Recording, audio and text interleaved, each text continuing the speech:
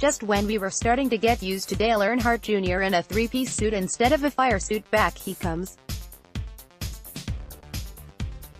This weekend, Earnhardt will race in his first NASCAR race since retiring after last November's Cup Series championship at Homestead, Florida. Now, make no mistake, this is far from a sign that the 43-year-old driver-turned-broadcaster is back in the racing game full-time.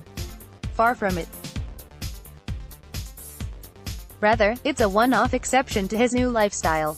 When Earnhardt retired, he still had a contract remaining with longtime sponsor Hellmann's to run one Xfinity Series race in 2018, and as Earnhardt explained on Twitter this week, he chose Richmond Raceway for a variety of reasons. The smooth surface. I like short tracks. My past success there. One day show, Earnhardt tweeted on Tuesday. And all that makes sense. Earnhardt has 3 career Cup wins at Richmond, including his second-ever victory, and has always performed well on the 0.75-mile loop. Add in the Friday night atmosphere under the lights, and the fact that Earnhardt gets to serve as an in-car correspondent for his NBC broadcast team, and it's about as win-win-win a situation as he could hope for. Now the question is this: what does this race mean for the rest of us? The obvious thing is that, at least for one more night, longtime Earnhardt supporters will get to see their favorite driver back behind the wheel of his famous No. 88. He'll even have his old spotter, TJ Majors, back with him. But the harsh reality is that there's a good chance this is the last time Earnhardt, one of the most legendary drivers in NASCAR history, ever gets behind the wheel of a race car. That's sad to think about. It's sad for his fans, but also fans of the sport. Dale Jr. always drew a crowd with him, even during his farewell season when he was anything but competitive on the track. That old legacy name, and all the memories and popularity that comes with it, were a lifeblood for NASCAR for years and years. There will never be another Dale Earnhardt Jr., even if Chase Elliott eventually surpasses him in most popular driver awards, or wins, or even championships. There is no replicating the iconic moments, coming back and winning in 2001 at Daytona in the first race after his dad's death earlier that year in the Daytona 500, winning the first NASCAR race after 9/11, that Dale Jr. produced over the course of his magnificent career.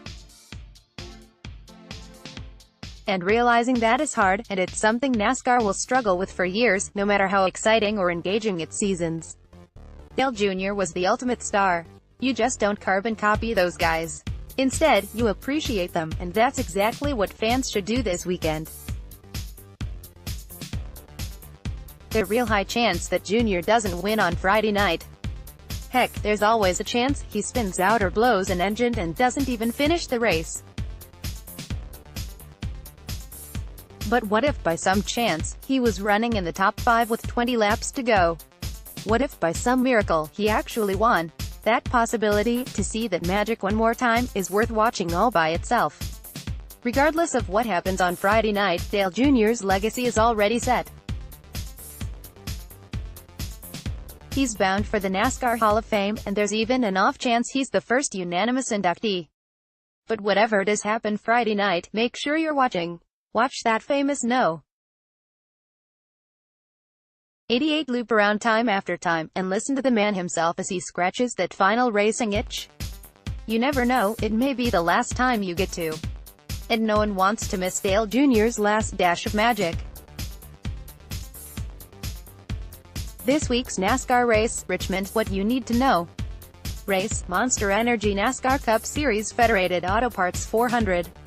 Distance, 400 laps, or 300 miles. Where, Richmond Raceway, a 0.75-mile Z-shaped asphalt oval in Henrico County, Virginia. When, 7:30 p.m. Saturday. TV, NBCSN. Radio, MRN. Last year's winner, Kyle Larson. Also this week, Go Bowling 250, Xfinity Series, Richmond Raceway, 7:30 p.m. Friday, NBCSN. We're mentioning, this race has gone into overtime the last 2 years, with Kyle Larson prevailing over Joey Logano in 2017 and Denny Hamlin outlasting Kasey Kahne in 2016. Who's hot, who's not hot? Brad Keselowski, his 3 consecutive wins, including in Las Vegas to open the playoffs, has the industry talking about a Big 4 instead of a Big 3. Martin Truex Jr., your new Cup Series leader, courtesy of his third-place finish in the playoff opener, has a chance to stretch his lead this weekend at Richmond. Not Denny Hamlin. Hamlin has 7 top 5s this year, but after a DNF in the first race of the playoffs, he's in danger of not advancing to the second round. Erik Jones, after his first career Cup win in July, there was talk of Jones making a playoff run. Now a DNF at Las Vegas has him on the brink of elimination.